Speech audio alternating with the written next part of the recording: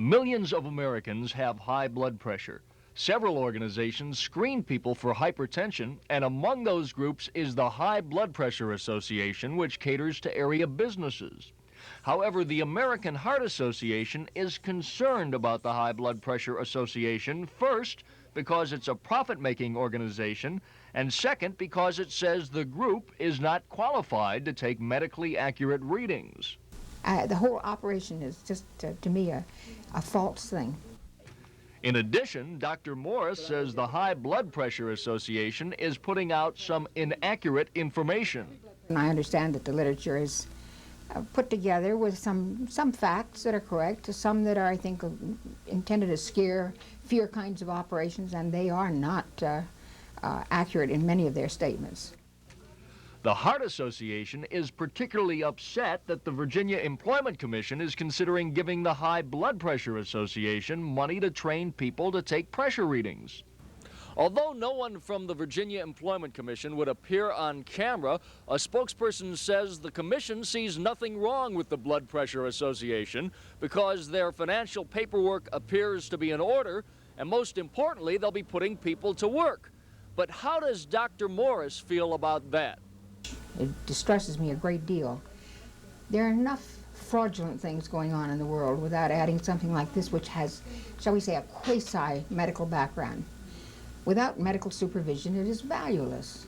However, the High Blood Pressure Association says the Heart Association has a vested interest because it's afraid of losing funds it gets to screen for hypertension. In our next report, the High Blood Pressure Association responds. Mike Deason, Area 10 Eyewitness News. In our first report, we told you the American Heart Association is upset because the High Blood Pressure Association is conducting hypertension screenings in the area. Catherine and Rudy Boyens head the HBA and say the Heart Association is opposed to their organization because in their minds, the Heart Association doesn't really want to eradicate heart disease. They're not really fighting for your life. They're fighting to preserve their bureaucracy. But the Heart Association says that's not true, and it's upset because the Boyenses don't have any local medical supervision. I have a sister who is on the staff of the Harvard Medical School. She is a specialist in adolescent medicine. I have received my training from her. I might add, I've had high blood pressure for 8 years, and having had it for 8 years, I've studied very thoroughly all ramifications of blood pressure. The Boyenses, meantime, say they are providing a vital service that the Heart Association doesn't. They haven't done a mass screening program, and that's appalling. And it certainly affirms the fact that they're out to keep that bureaucracy alive and have that war cry, we're saving your life, God bless.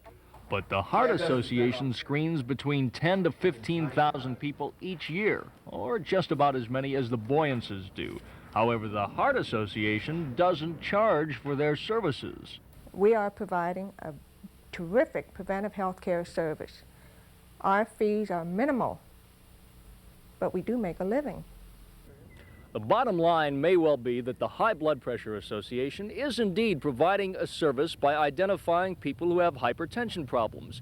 But keep in mind, they make a profit on a service that other health organizations in Tidewater, such as the Heart Association, provide for free. Mike Deason, Area 10 Eyewitness News.